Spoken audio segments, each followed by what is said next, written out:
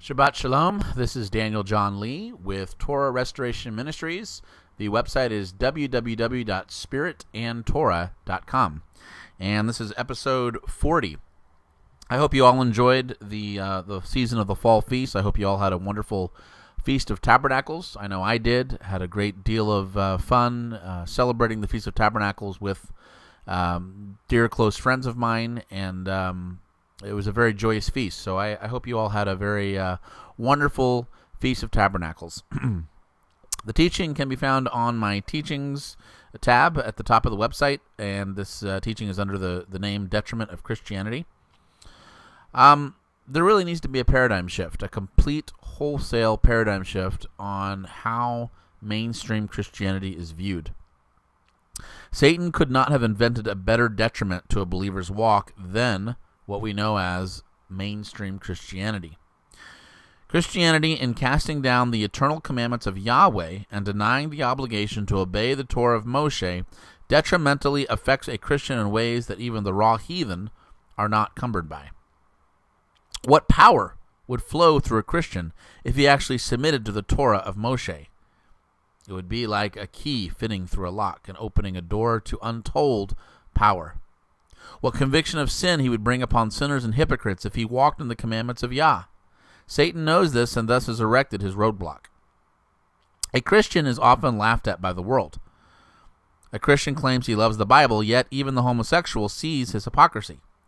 A homosexual, for instance, will wonder why the Christian is so opposed to homosexuality, forbidden in Leviticus, when they also consume pork, which is just as forbidden in the book of Leviticus.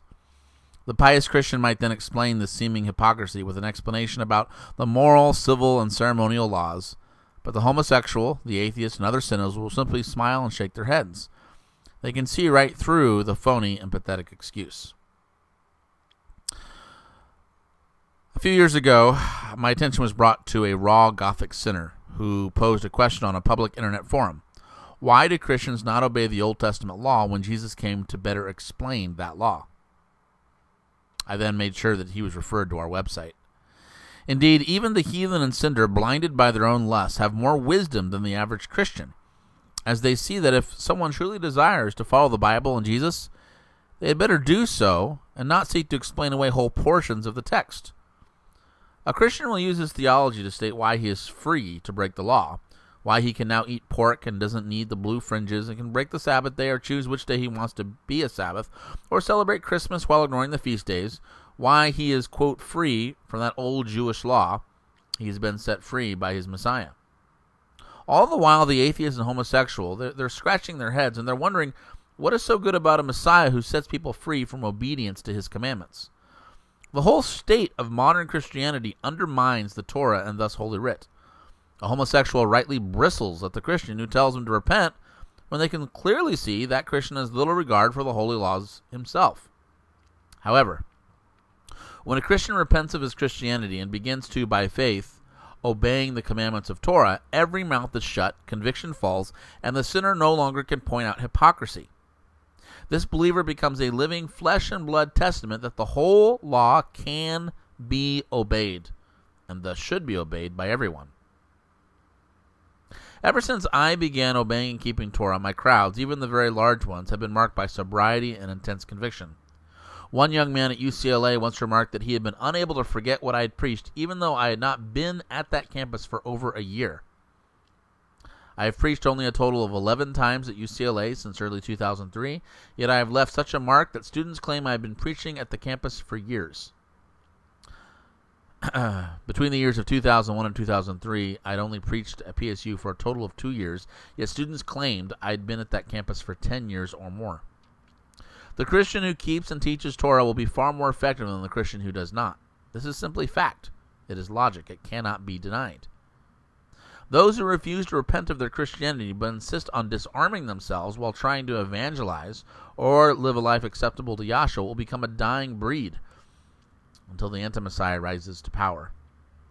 They will fade as the bright burning light of the Torah spears across this planet and chases away the shadows of Christianity.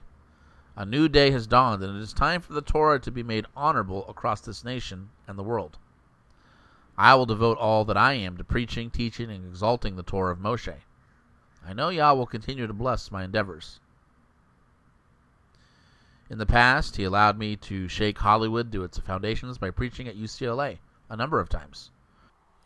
And it is my sincere desire that hopefully I will be able to enter into the full-time ministry, doing this full-time, hoping that one of my books catches on and I'm able to be a full-time author and writer, which is my dream, and devote much more time to the ministry.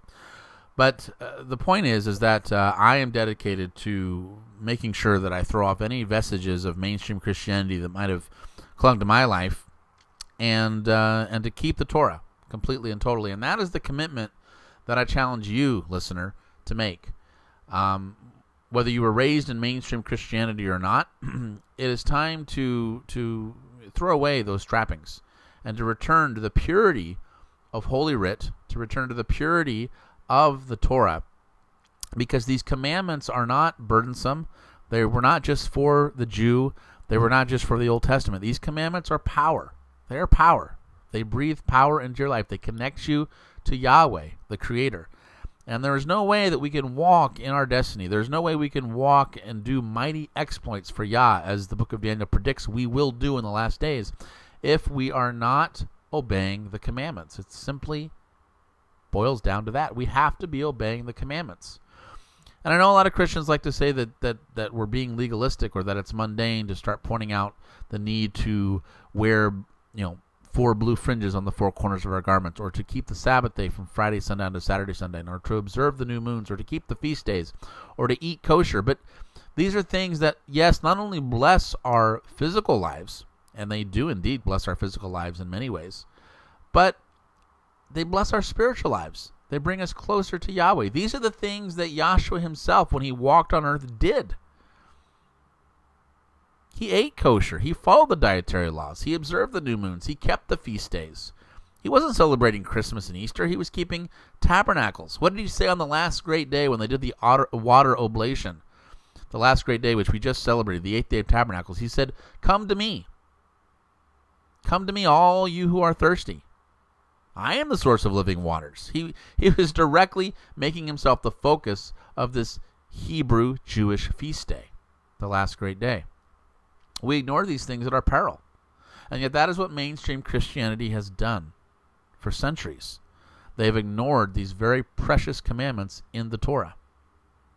And so obeying the commandments, it's not mundane. It's not boring.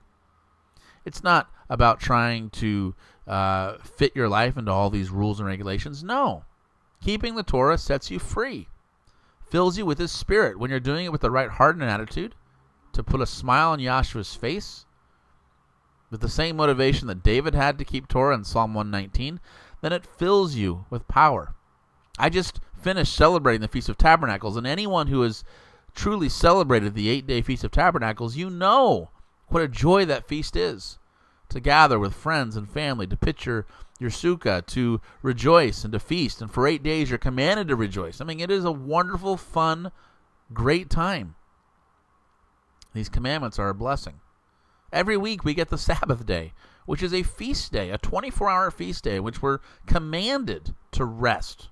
We're not supposed to work or buy and sell or think about the problems or worries of the world. No, we're commanded to rest, to eat, to feast, to rejoice, to praise, to worship, to read the scriptures, to spend time with friends and family, to relax. How can this not be a blessing? I don't want to bear the curse of Christianity. And I don't want you to bear that curse either. I encourage you, do what Deuteronomy 30 says, which says you may obey all of this. The Torah, it's in your heart, it's in your mouth, it's very near unto you. You may obey this. Every single jot and tittle of the Torah can be obeyed and should be obeyed and must be obeyed. It is the only way to truly live in power and in intimacy with Yahshua HaMashiach. This is Daniel John Lee with Torah Restoration Ministries. Shabbat Shalom.